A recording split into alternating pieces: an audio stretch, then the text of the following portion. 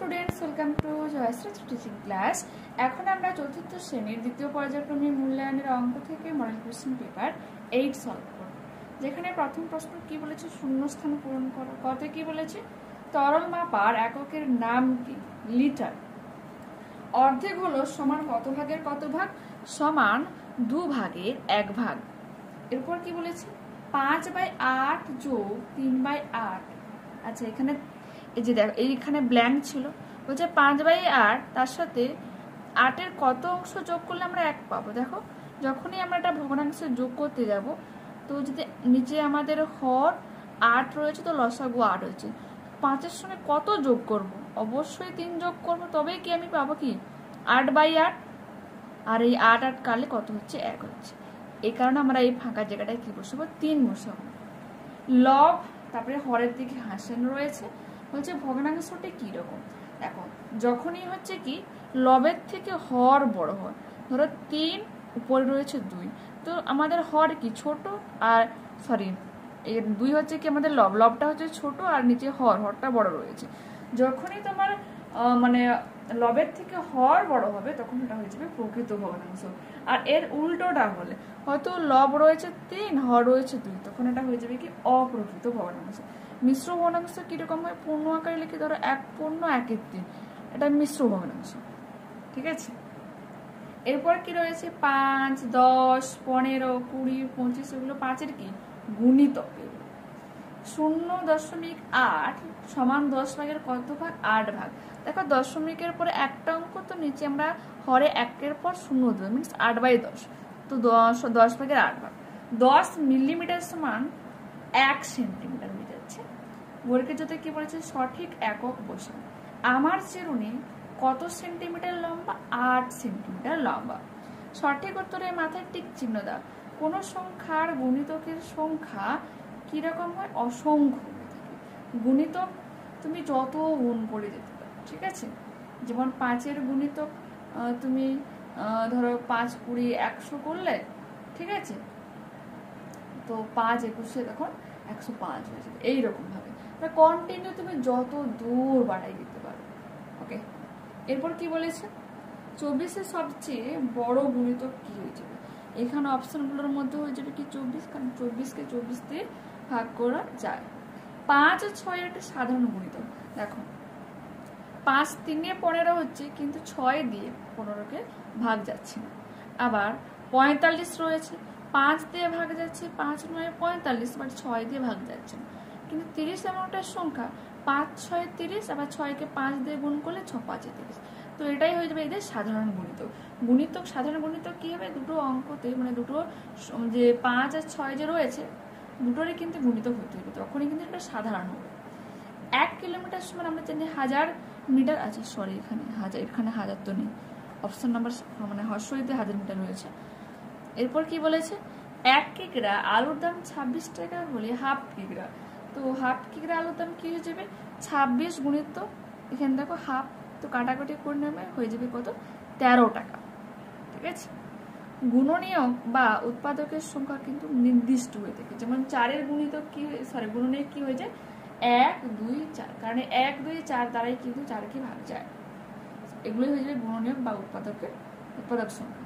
ফাঁকা ঘরে সঠিক যে সাইনটা বসো, 9 ভাগের 1 ভাগ, আর এখানে 1 মানে কি বলেছিলাম? সম্পূর্ণ অংশ।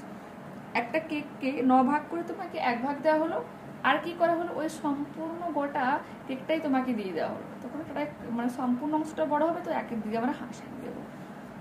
আর কি আমরা জানি, যদি দুটো ভগ্নাংশের লব 1 হয়, আর হর যার হর ছোট হবে, সেই ভগ্নাংশটাই কিন্তু বড়।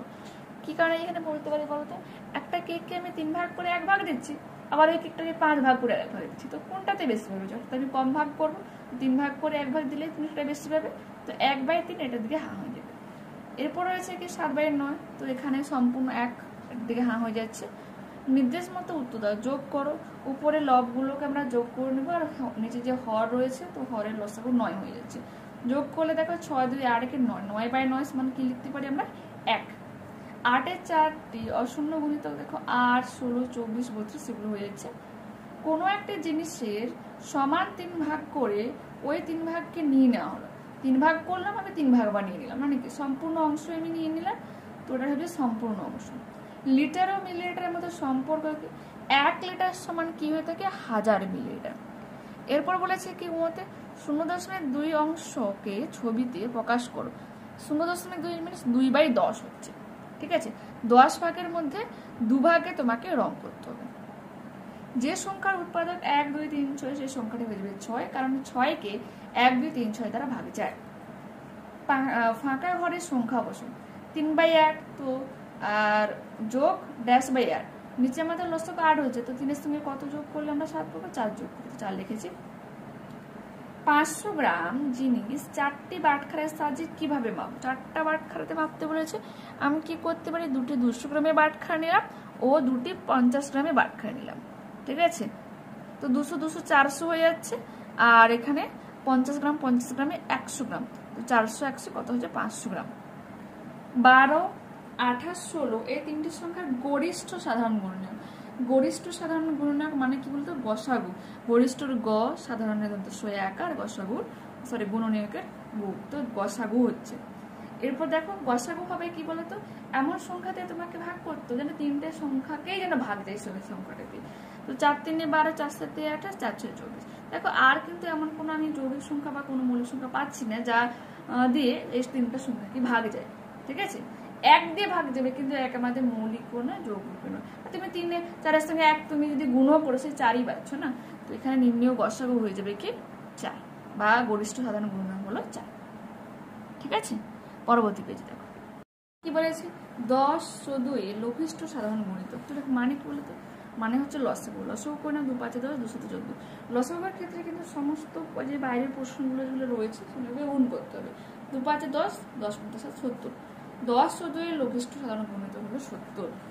এরপর রয়েছে দেখো 2 3 4 এর সাধারণ গুণিতক। তো দেখো 2 কে আমার 2 3 এর 6 হচ্ছে, 3 2 এর 6 হচ্ছে, কিন্তু 4 দিয়ে 6 কে ভাগ যাচ্ছে না। আবার 8 কে দেখো 2 দিয়ে ভাগ যাবে, 2 4 এ 8, 4 দিয়ে ভাগ যাবে, 4 2 8, কিন্তু আবার 3 দিয়ে ভাগ যাচ্ছে না। কিন্তু 12 এমনটা সংখ্যা, এটা কিন্তু 3টা সংখ্যা দিয়ে যাচ্ছে, 2 6 12, 3 4 12, আবার 4 3 12 হচ্ছে। 14 কে সেম 2 4 2 দিয়ে কেবল যাচ্ছে, বাট 3 ও 4 দিয়ে যাচ্ছে না। আবার 18 কে যদি বলি 2 দিয়ে যাচ্ছে, 3 দিয়ে যাচ্ছে, বা 4 দিয়ে যাবে না। 24 কে কিন্তু 3টা দিয়ে যাবে, 2 12 24, আর 3 8 24, আর কত বলো 4 6, হ্যাঁ 4 6 24। তো 12 আর 24 হয়ে যাবে কি সাধারণ গুণিতক। নির্দেশ মতো উত্তর দাও, যে কোনো দুটি রয়েছে কি যোগ করতে, যোগটা করে দিয়েছি দেখে নাও। 358 মিটার 160 সেন্টিমিটার।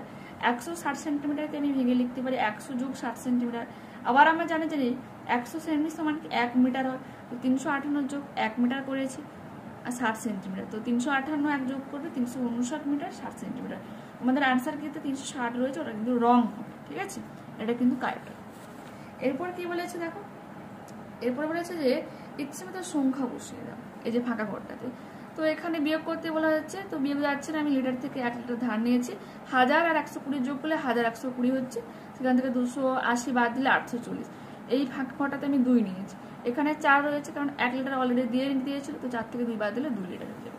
এখানে কিন্তু তুমি 3 লিখতে পারো, আবার 4 লিখতে পারো, 1 লিখতে পারো, ঠিক আছে। তো এটা তখন কিন্তু মানে উত্তরটাও আলাদা হয়ে যাবে। গয়ে বলেছে উৎপাদকের একটা গাছ তৈরি করো, দেখে নাও 12। তো 12কে আমি যদি ভাঙি 1 12 12, আবার 12কে ভাঙলে মৌলিক সংখ্যা পাবো।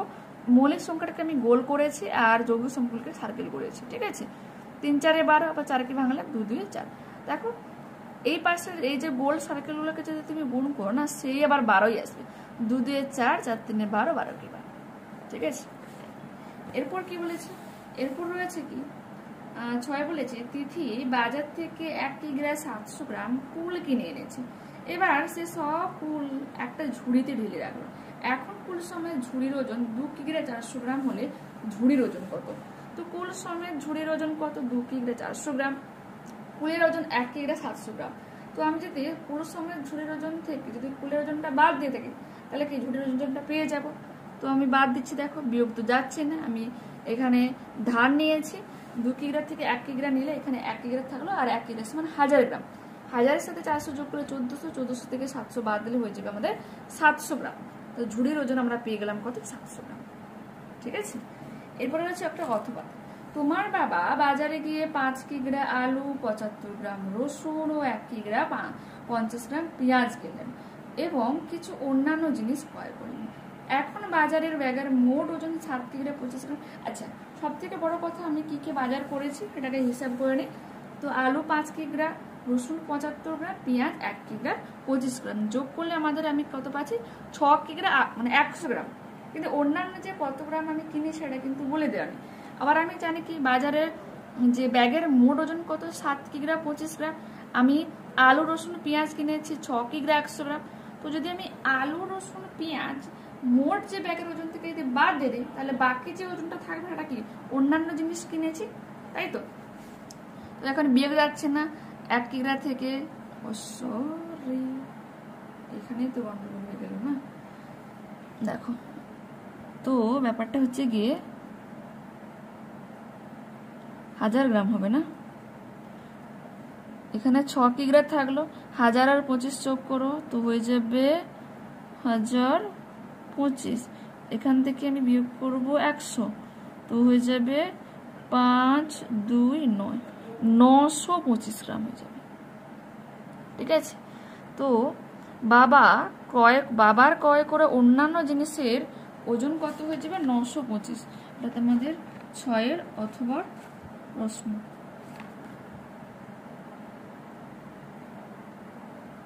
এখানে তাও কি বলতো,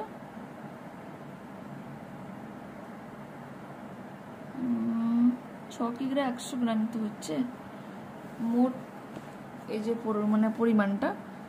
আর বাজারের ব্যাগের কি আমি কোনো রং করেছি, 7 কিগ্রা 25 গ্রামই তো আছে। 7 কিগ্রা 25 গ্রাম থেকে 6 কিগ্রা 100 দিয়ে বিয়োগ করি, দেখো তো 1025 থেকে 100 বাদ দিলে 925। তো আনসার কিন্তু রং দেওয়ার আছে, আনসার কিন্তু তোমার 900 রয়েছে, বা উত্তরটা কিন্তু হয়ে যাবে 925 গ্রাম বাবার ক্রয় করে অন্যান্য জিনিসের ওজন। ঠিক আছে, এরপর কি রয়েছে, সাথে বলেছে তোমার মা একটা গোটা পাকা পেঁপেকে সমান 7 ভাগ করে তার 2 ভাগ তোমার বাবাকে, 1 ভাগ বোনকে, 1 ভাগ তোমাকে, বাকি তোমার মা খেলো। মা কত অংশ খেলো ভগ্নাংশ করে লিখতে বলেছে। মা একটা গোটা পেঁপে 7 ভাগের 2 ভাগ দিয়েছে বাবাকে, মানে 2/7 অংশ। 1 ভাগ বোনকে দিয়েছে, তো 1/7 অংশ দিয়েছে বোনকে। ঠিক আছে, আর 1/7 ভাগ আমাকে দিয়েছে। তো মা খেলে তাহলে কত, মোট কত ধরেছিলাম আমরা, 1 থেকে যদি 3 জনকে কতটা দিয়েছে এটা যদি যোগ করে আমি বিয়োগ করে দিই তাহলে কিন্তু উত্তরটা পেয়ে যাব। তো দেখো এখানে লসাগু হচ্ছে 7, উপরে যদি যোগ করে 2 কে 3, 3 কে 4। ঠিক আছে, তোমরা একসঙ্গে লিখতে পারো, এখানে আরেকটা ধাপ লিখতে পারো, 1 বিয়োগ 2 1 যোগ, এরকমভাবে লিখতে পারো। ঠিক আছে, তো বিয়োগ করলে আমাদের হয়ে যাবে এখানে 3/7 অংশ পেঁপে মা খেয়েছে। ঠিক আছে, সবার থেকে বেশি মা খেয়েছে, কিন্তু অ্যাকচুয়ালি লাইফে কিন্তু তা হয় না। এরপর কি বলেছে অথবাতে, একটি প্লেটে 12টি নাড়ু রাখা ছিল, সেখান থেকে রহিম খেলো 1/2 অংশ, অয়ন খেলো 1/4 অংশ, সূর্য খেলো 1/6 অংশ। তাহলে 3 জন মোট কতগুলি নাড়ু খেয়েছে। 12টা নাড়ু ছিল, তো 12টা নাড়ুর মধ্যে 1/2 দুটি কে খেয়েছে রহিম, তো 12 গুণিত 1/2 আমার কাটাকুটি করলে 6টি। অয়ন খেলো 12 গুণিত 1/3, 4 3 12, তো 3টি খেয়েছে। সূর্য খেলো কটি, 12 গুণিত 1/6 3। আচ্ছা, তো নাড়ু এই কথাটা উল্লেখ করবে, কি খেলো তো নেই। 3 জন তাহলে মোট কতগুলি খেলো যোগ করে নাও, 6 যোগ 3 যোগ 2, 6 3 9 2 11টি। এরপর কি বলেছে, বলেছে যে সপ্তমের উচ্চতার চেয়ে অষ্টম 5 সেমি বেশি, আবার অষ্টমের উচ্চতার চেয়ে নবম 9 সেমি কম। সপ্তমের উচ্চতা কত দেওয়া আছে, 1 মিটার 8 সেমি, 3 জনের মোট উচ্চতা। সপ্তমের উচ্চতা কত দেওয়া রয়েছে, সপ্তমের উচ্চতা দেওয়া হয়েছে 1 মিটার 8 সেমি। সপ্তমের চেয়ে অষ্টমের উচ্চতা 5 সেমি বেশি, তো আমি কি করব, অষ্টমের উচ্চতা যোগ পেতে হলে আমাকে যোগ করতে হবে। তো অষ্টমের উচ্চতা যোগ করলে পেলাম আমরা 1 মিটার 13 সেন্টিমিটার। এবার অষ্টমের উচ্চতা পেলাম 1 মিটার 13 সেন্টিমিটার। বলেছে কি অষ্টমের চেয়ে নবমের উচ্চতা 9 সেমি কম, তো বিয়োগ করে তো তাহলে নবমের উচ্চতা পেয়ে যাব।